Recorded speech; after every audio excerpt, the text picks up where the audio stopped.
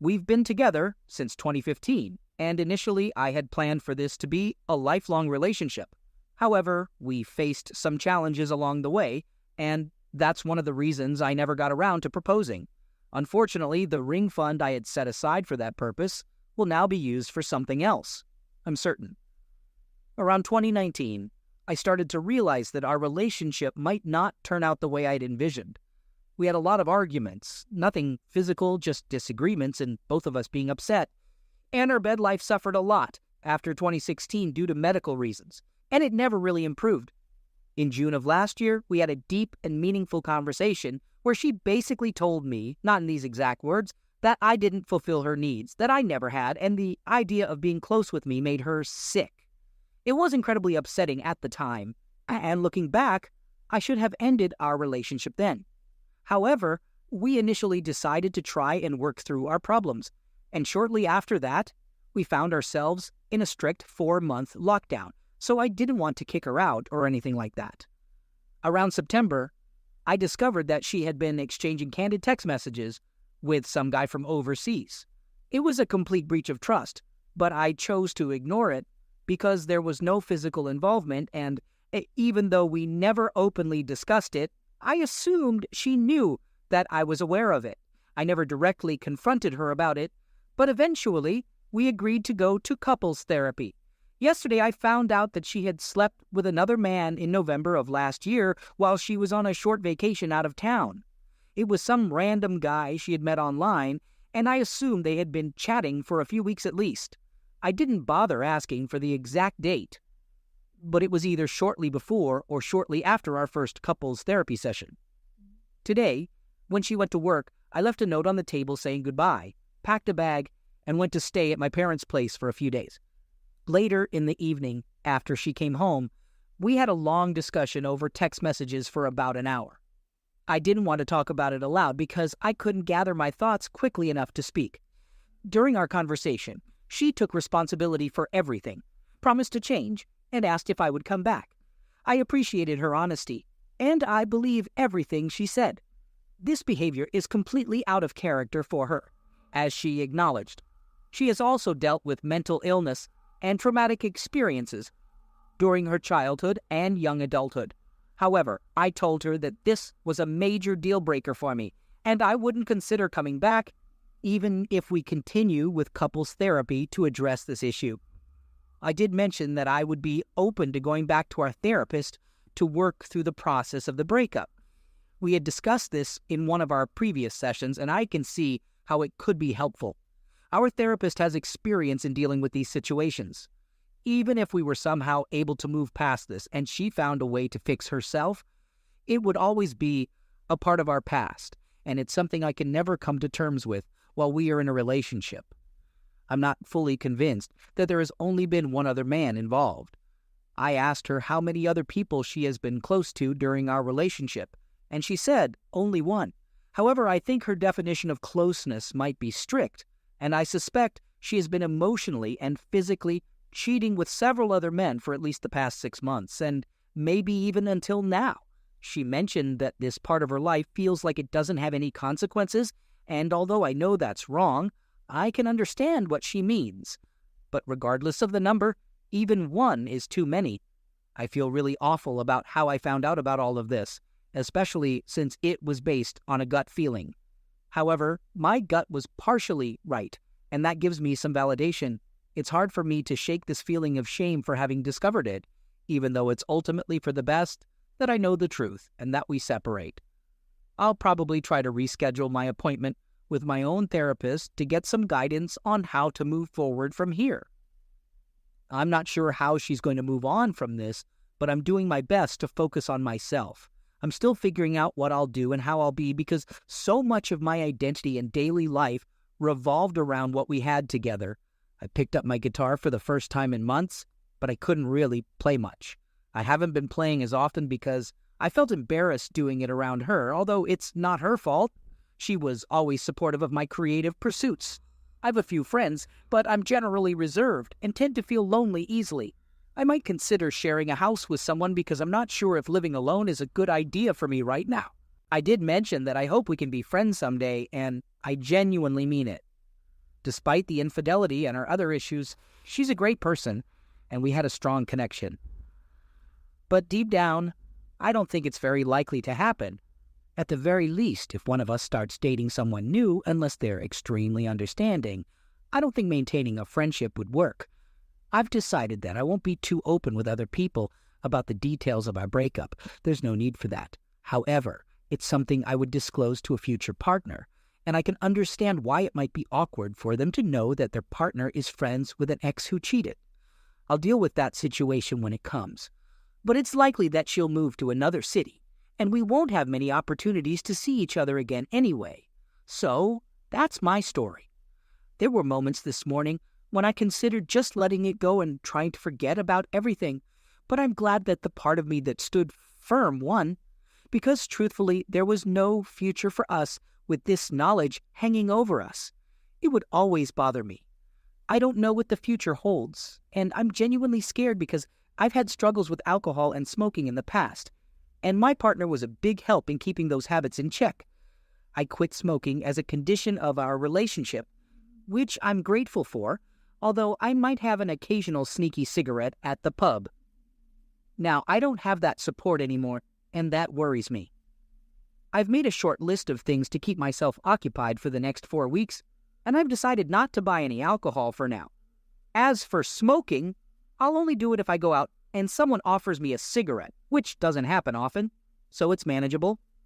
If any of you have gone through a breakup involving infidelity and have any advice on how to get through the first few weeks and months, I would really appreciate it. If you've read this far, thank you so much for taking the time. I hope you're doing well on your own journey too. If you are, feel free to leave a comment and let me know that it gets better, because I could use some reassurance. Second story. Hey, I'm a first-time poster, so please bear with me.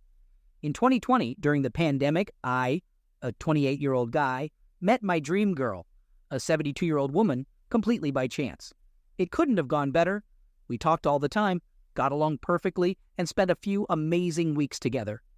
It was everything I could have hoped for. It had been a while since I had been involved with someone, so I quickly became emotionally invested in her, and she felt the same way about me. As we grew closer, we started having deeper conversations, and I found out she actually had a boyfriend when we first started talking. However, she ended that relationship because things had fizzled out between them. I should have seen that as a sign. Anyway, after a few weeks, toward the end of summer, I had to go back to university to finish my degree, and she did too. The problem was we were more than 6 hours away from each other. We decided to stay in regular communication and talk every day to see how things would go. We made an effort to talk as much as possible, despite the distance, and we grew even closer. I made the trip to see her once, and we had the most amazing weekend together. It was perfect. But there's something from my past that I felt I should disclose to her if we were getting close. I wanted to be honest and upfront about it. I had a one-time incident on a night out that led to a criminal record, and I'm not proud of it.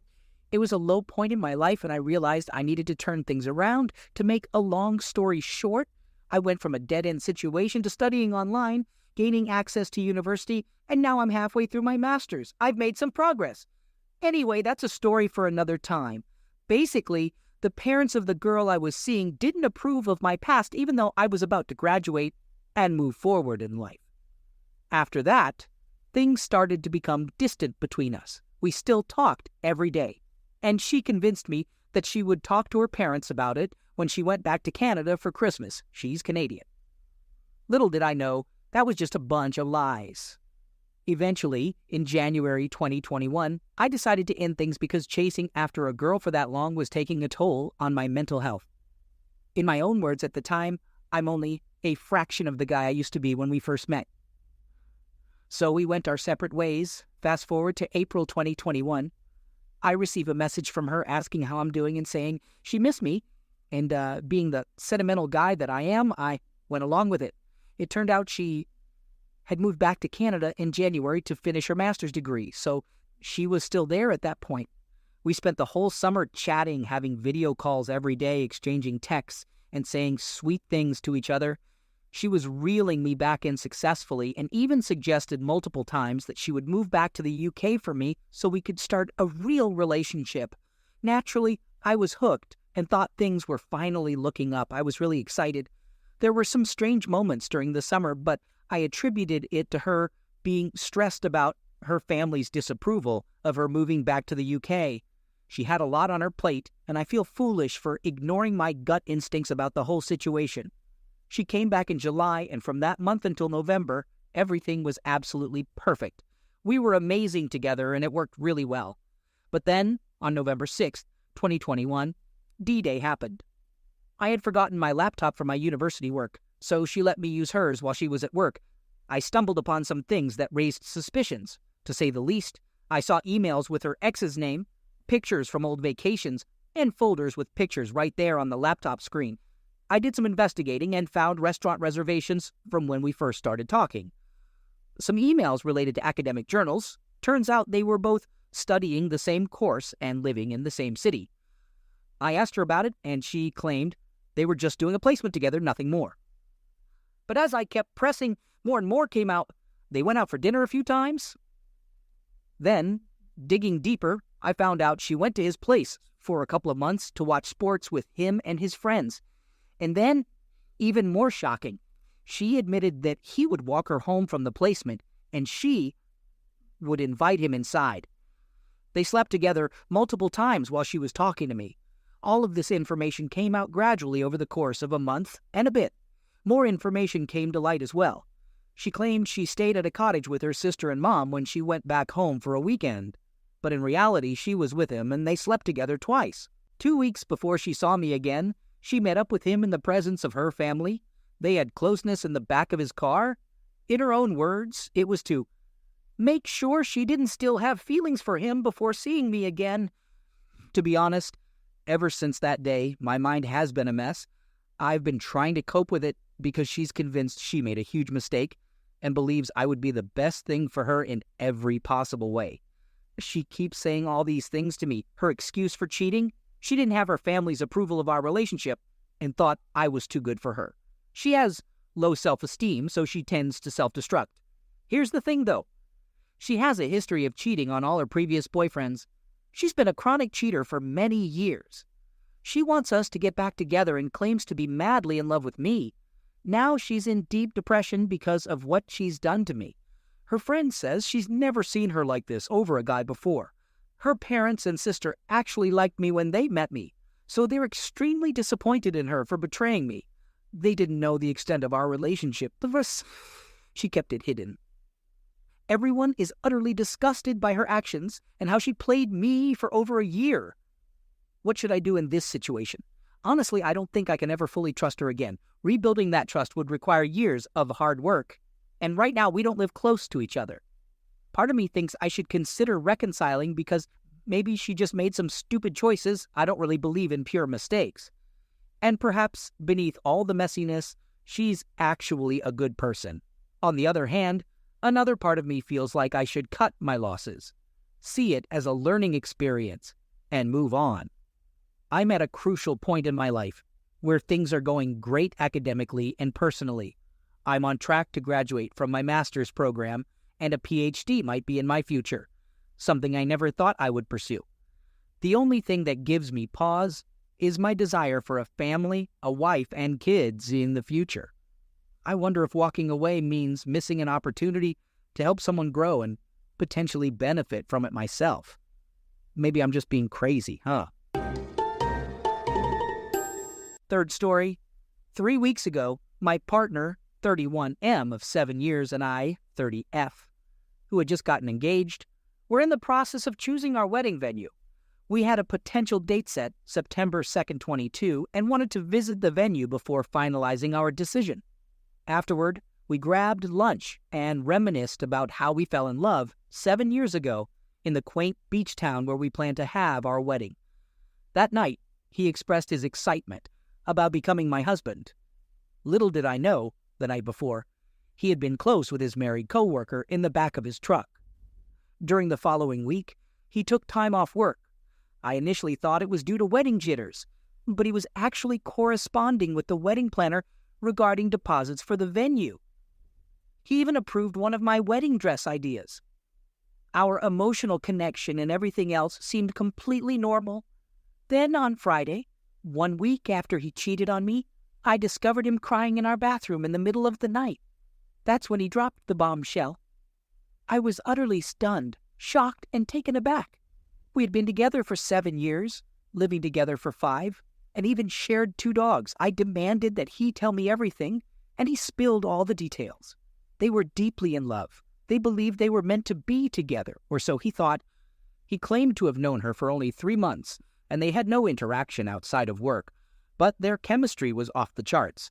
She had been married to her husband for 10 years and got married officially last summer. However, according to him, her husband was a terrible person who didn't deserve her and neglected her. Supposedly, their plan was for him to leave me and wait for her to get a divorce so they could be together. I asked him if she had already started the process of separation. He wasn't sure, but he claimed that she had informed her husband about their relationship, and he was okay with it. The whole situation was so absurd that I couldn't help but laugh and wish him luck. It's clear to me that this won't end well. At least the sheer ridiculousness of this mess provides some entertainment and distracts me from the fact that my life is falling apart. My world came crashing down 5 weeks ago on what I call D-Day.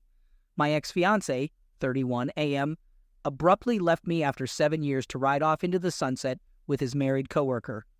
He willingly chose to be with her, and our communication has been mostly non-existent.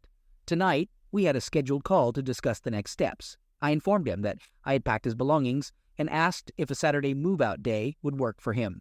Initially, he seemed cooperative, but things took a turn when I told him he couldn't enter the house. He attempted to intimidate me by claiming he had residency rights and that I couldn't legally keep him out of his own home even though there was no lease. I stood my ground and told him he could take legal action if he wished. Then the insults started pouring in. Why do you have to be so difficult? I've always despised this side of you. Clearly, you're not interested in an amicable resolution. You're crazy. You're unreasonable. I hope I never have to hear from you again. Before we could finalize any plans, he hung up the phone, abruptly ending the conversation. I have a few reasons why I don't want him inside the house, but the main one is because of my dogs. They finally started to calm down, and I don't want his presence to trigger their anxiety again. During our call, he claimed to love the dogs, although I doubt it since he's walking away from them. But he didn't give me a chance to explain my reasoning. Oh well, we've been living together for 5 years, so there's a lot of stuff to pack. I've spent the past 2 weeks carefully packing everything because I still believe in being decent. There are also valuable items from his grandparents that I've packed with care and intend to return to their rightful place. I checked the weather forecast, and it looks like it won't rain on Saturday, so my brother will help me move everything outside for him. I don't plan on being here when he comes to collect his things. He's still hoping things will work out with the other person, AP. I told him it's despicable to cheat, but it's even worse to pursue a married woman. He insists he has to follow his heart, although he conveniently claims he never loved me and I was just convenient. He got upset when he found out I told people the truth about what happened instead of just saying we broke up. He also told me it's none of my business to inform AP's husband. I'm sad, but mostly I'm disgusted. It's surreal to see someone I once held in high regard stoop so low. Now that I'm familiar with the cheater's playbook, his words and actions have become predictable. He's made his life unnecessarily difficult, and he knows it. Well, that's quite a surprise to hear. I never intended to propose to you. It was never going to happen. But we went together to choose a ring. You bought it. We even traveled to Florida to spend Christmas and New Year's with your family, planning for New Year's Eve engagement on the beach. I even got an outfit for the occasion. Then, when it rained that day, we decided to postpone the proposal until we were back home. We started planning the wedding for the summer of 2022. You picked the venue, and we drove 2 hours to visit it together. Afterwards, you bought champagne to celebrate, and you emailed the wedding planner to discuss the deposit schedule for the September 2nd date we had talked about. We even picked our first dance song and made a guest list. For someone who claimed they never intended to propose, you sure did a lot of wedding planning. This brings me to wonder, what are the rules these days? If you have a ring and a set wedding date, but he never got down on one knee, does it still count?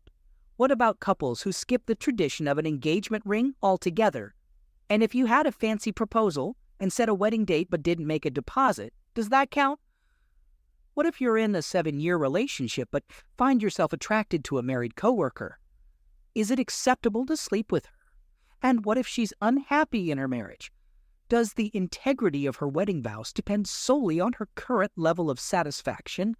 And are either of you obligated to consider the feelings of your partners?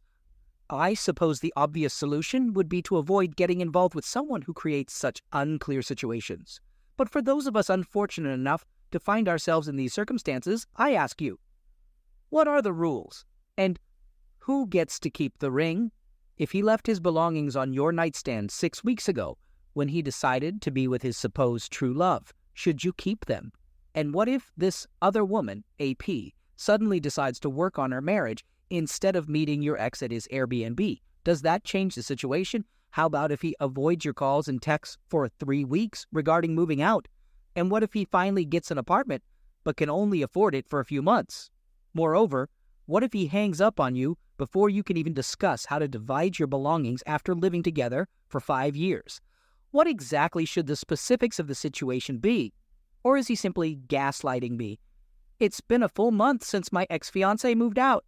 I've completely cut off contact, blocked his number and email, and unfollowed him and his family on social media. Recently, during a St. Patrick's Day bar crawl, someone shared with me that he's not doing well. Although I didn't ask for details, I can make a pretty good guess. Excessive drinking, maybe even showing up to work drunk the next day. He managed to get away with it twice in 2021, despite being a junior financial planner at a small firm, vaping nicotine, and spending time with his obsessed high school friends. Most, if not all, of our mutual friends have distanced themselves from him. I also found out that one of our friends took it upon himself to call my ex and inform him that they were no longer friends, warning him to stay away from our small town. Apparently, it escalated into a heated argument between the two of them. Additionally, my ex had asked a few of these mutual friends for help with his move, but they all declined. Back then, I felt a sense of relief when I saw what seemed like justice. It confirmed my belief that he had indeed made a huge mistake. I also felt a tinge of sadness in my heart. But now I'm furious. How dare he not be happy after everything he's done? He shattered our life together to chase after his supposed one true love. He trampled on our little family because suddenly we weren't enough for him. He played a key role in destroying AP's family too. So much devastation has been caused in the name of his happiness. He better be damn happy. As for me, I'm doing okay-ish. The other morning, I even caught myself feeling a brief moment of happiness. I'm taking care of myself, eating well, and working out. I upgraded my car and I started volunteering at an animal shelter 3 days a week, which has been incredible. I also took up a part-time job. The dogs are doing well, and one of them is going to start an introductory agility class next month. Life moves on. I still cry at night. I still shed tears in the car. It greatly frustrates me how unnecessary all of this has been, especially now that I know how unwell he is. I'm a logical person, and the senselessness of it all is agonizing. It didn't have to be this way.